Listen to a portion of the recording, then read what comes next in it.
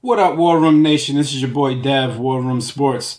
The 2013 NFL season is upon us, and I know as sports fans out there, you guys are just extremely ecstatic about the return of pro football.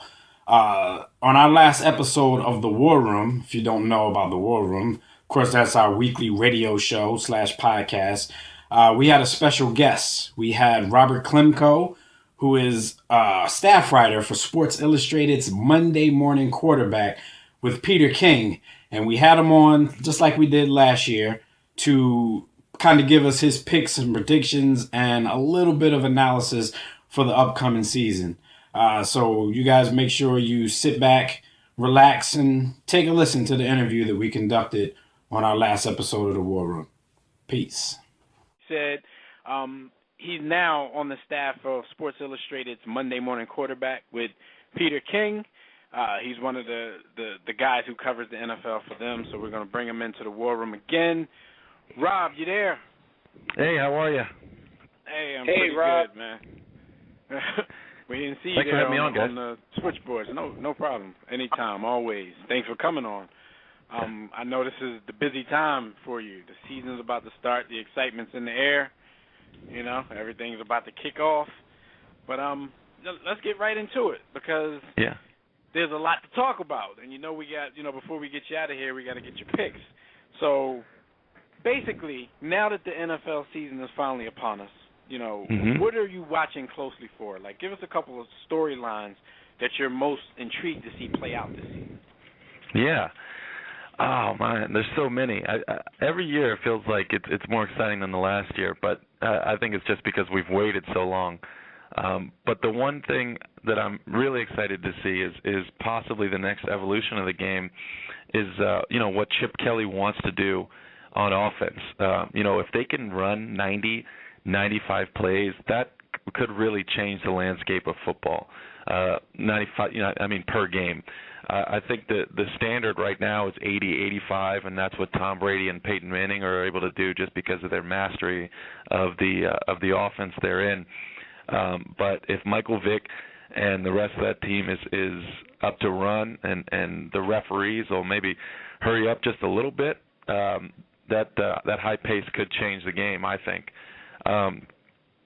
I'm excited to find out who the next Minnesota Vikings are. The team that nobody thinks is going to the playoffs, and then they turn around a 10-6, 9-7, 11-5 season and make an impact there.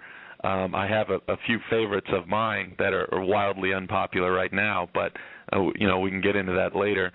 I'm excited to see what the Ravens are able to do as they rebound.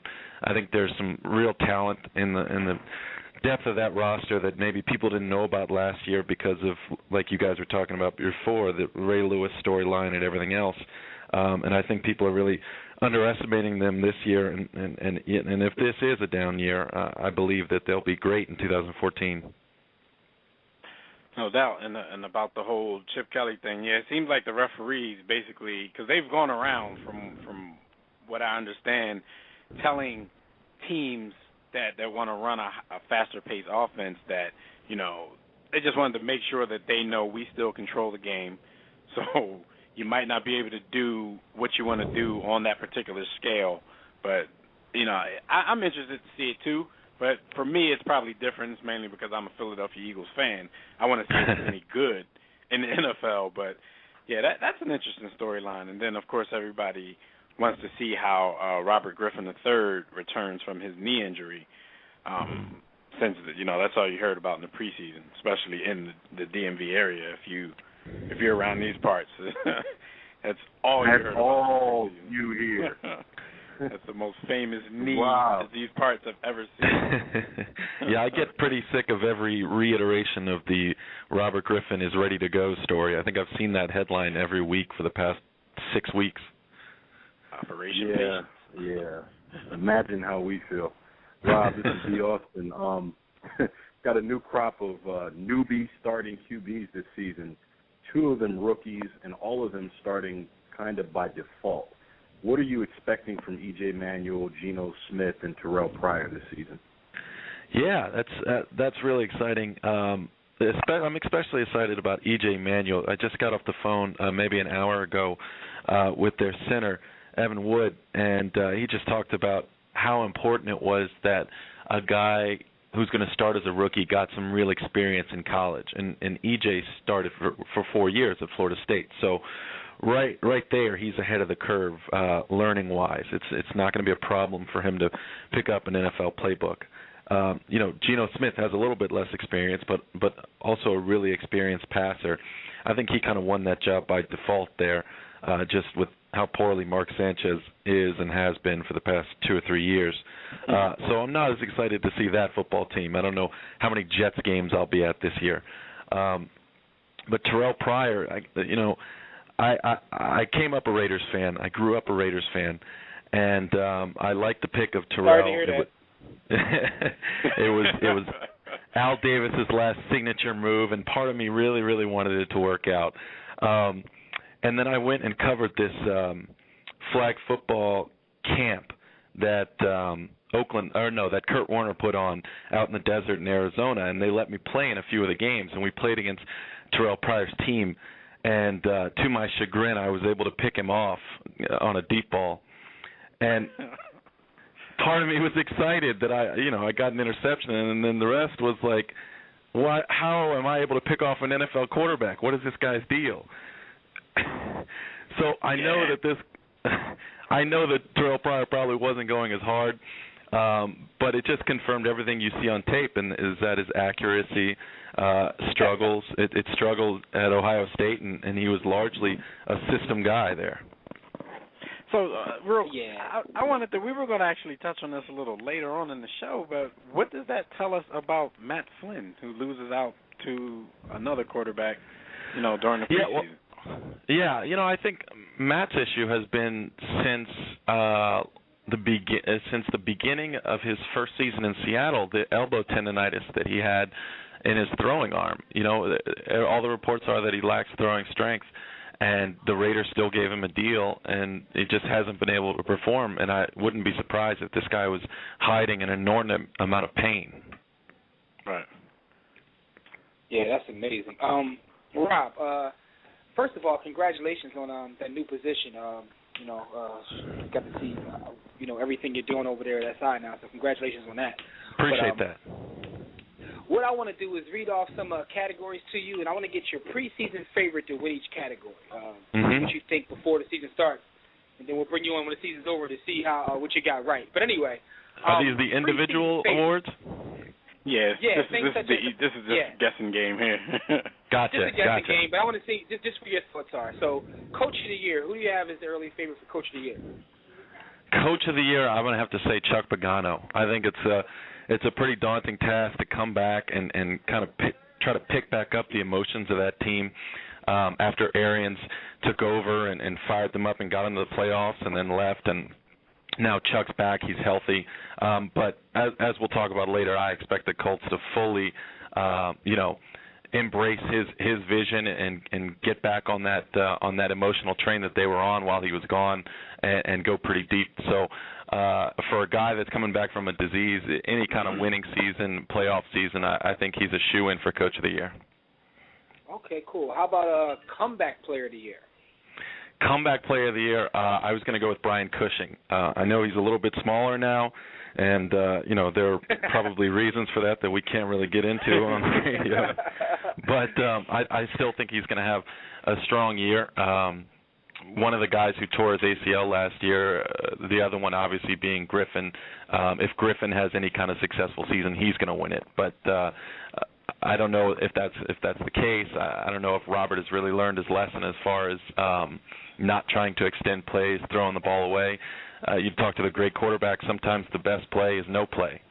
But I really don't see Robert having learned that lesson. But my question is this, though. How do you in order to be eligible for comeback player of the year, because I see a lot of people saying RG3, but he got injured in the playoffs. That just seems, I don't know.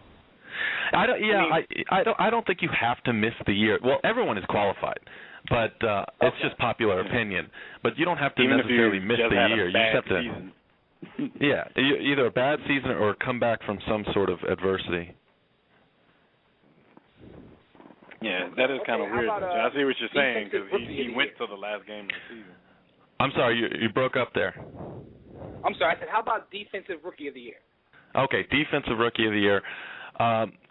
Big group. I think Matt Elam with the Ravens is going to make a big impact, and I say he's going to win that award because their defensive backfield is gutted. He's playing the safety position that Edigbo was playing, and Michael Huff is replacing Ed Reed, and I think they're going to have a strong defensive performance this year despite all the losses, and he'll be a big reason why.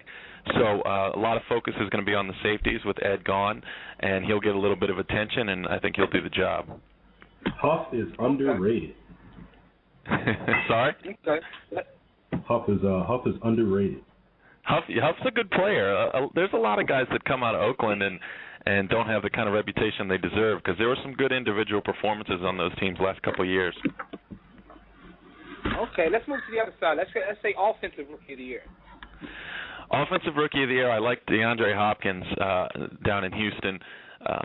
Obviously, anybody that has Andre Johnson on the other side of the formation is going to see more softer coverage, more single teams than double teams. So, and you've got Owen Daniels on that team, who's a big guy, can take up some of the intermediate routes, and then Arian Foster in the running game. So, it's all set up for DeAndre to have a successful year as long as he can, learn the offense quickly and get on the same page with Matt Schaub. He's a hell of a talent. I mean, I'm sure you guys have seen some of the amazing catches he's made in the preseason alone, and then you go back and look at Clemson highlights. It's no wonder it's a wonder the guy wasn't picked a little bit higher. I think the stuff that came out of the combine probably hurt him.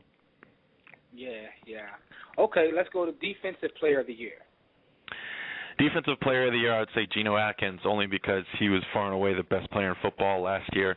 I did a story on James Harrison, and I ended up watching a lot of Bengals tape to see where he would fit into that Cincinnati defense.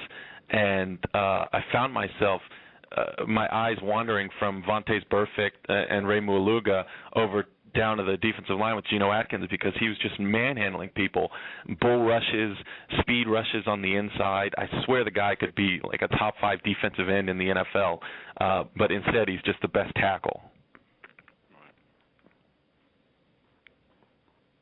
So let's go to the.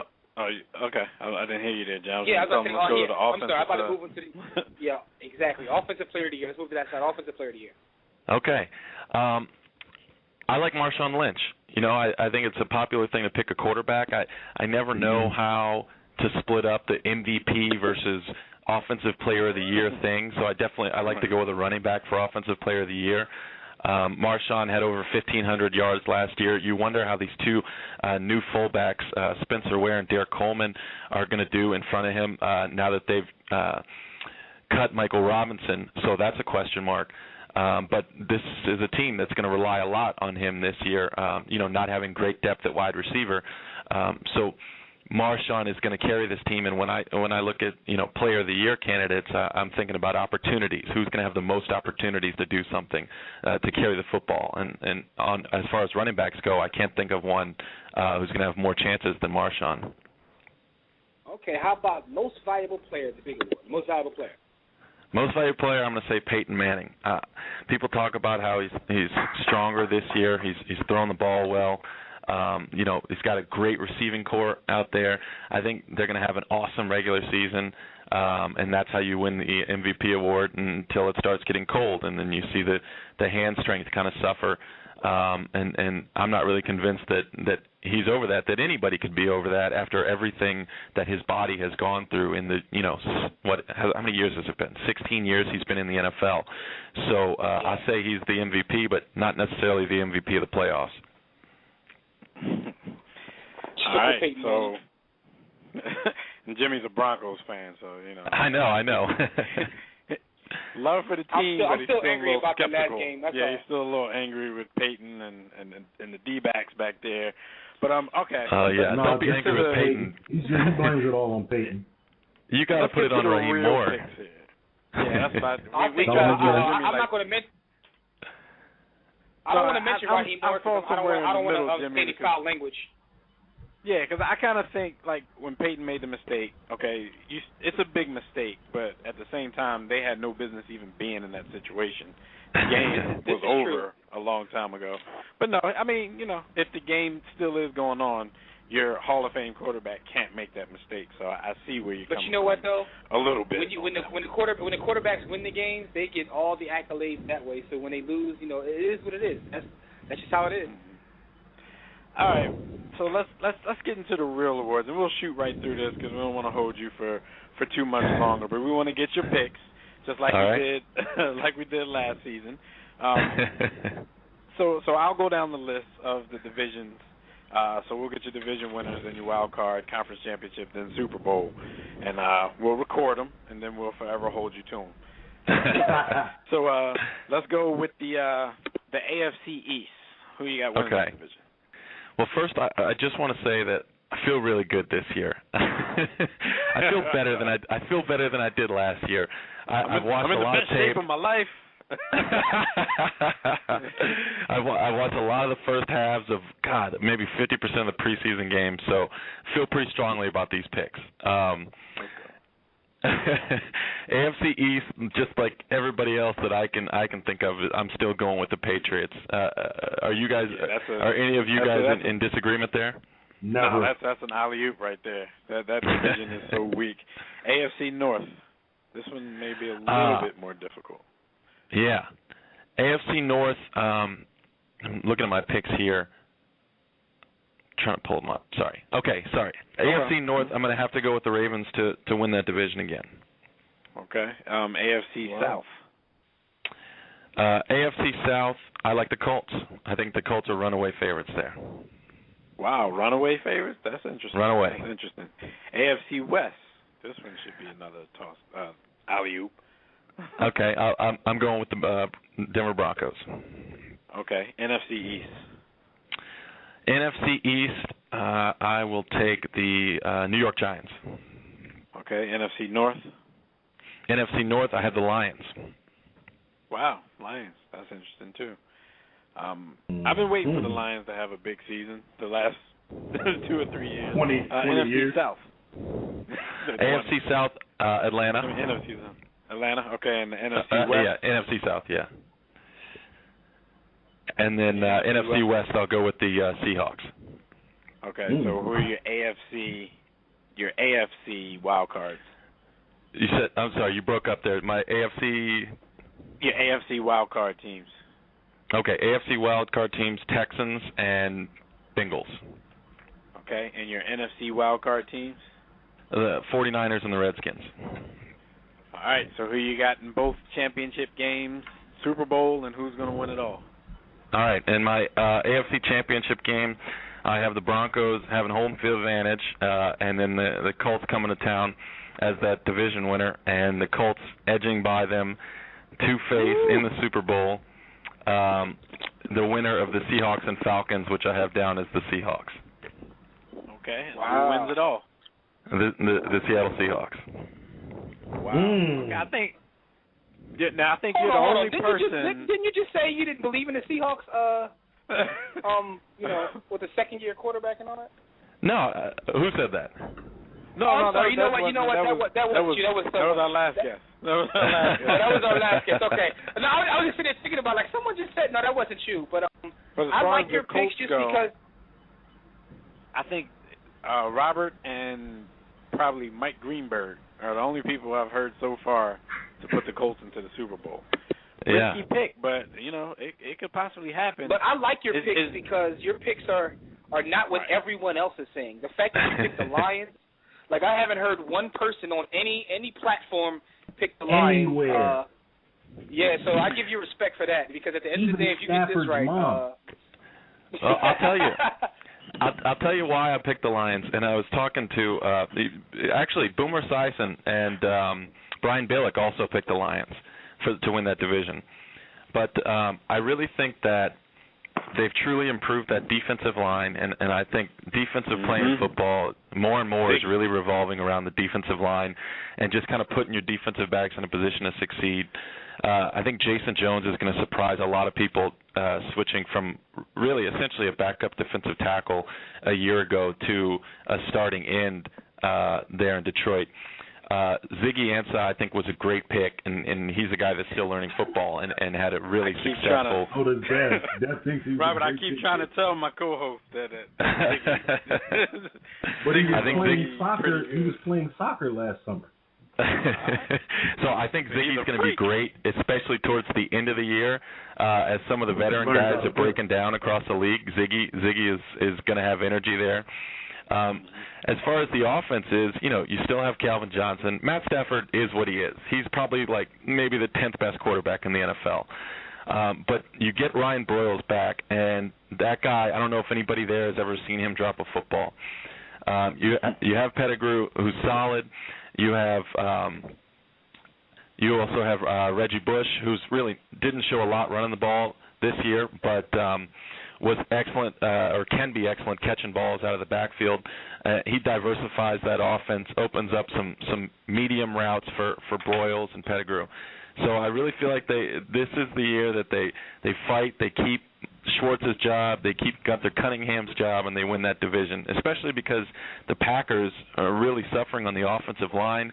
You lose Brian Bulaga, and it's just going to be tough for Bakhtiari, who's the starter there, to block anybody in that division. He has to play Jared Allen, and then if you look at their schedule, he's got to play Arakpo, he's got to play Alden Smith, he's got to play Jason Pierre-Paul, and there's 2 or 3 other former All-Pro defensive ends that he's got to go against.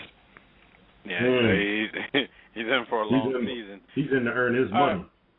All right, so like I said, we got you down. We'll let you know how you did at the end of the season. But before you get out of here, man, just tell the audience, where they can find you on the internet, on Twitter, where they can find your writing and anything else that you're doing. I'm sorry. Last thing you said, that you broke up a little bit. I was just let the audience know where they can find you on the internet, where they can reach you. Oh yeah. So our site is themmqb.com, and it's by Peter King. He's my editor. He texts me vulgar things every day, and we're having a good time. I'm on Twitter at Robert Klemko, and it's always a pleasure to come on the War Room. All right, and it's always a pleasure to have you in the War Room. We will talk to you again during the season to see how some of your picks and some of our picks are shaking out. Maybe we'll get a last-ditch chance to change up a little bit. But yeah, that Lions one should be pretty apparent there early. Okay. We'll see how that goes. All right, Robert. So until Thanks, next Rob. time, man. Good luck, Thanks Rob. for coming on. Thanks, guys. Later. All right. All right, take care. Kuwait, it's the War Room with 5 nights at the round table. 5 Philly guys, diversified and educated.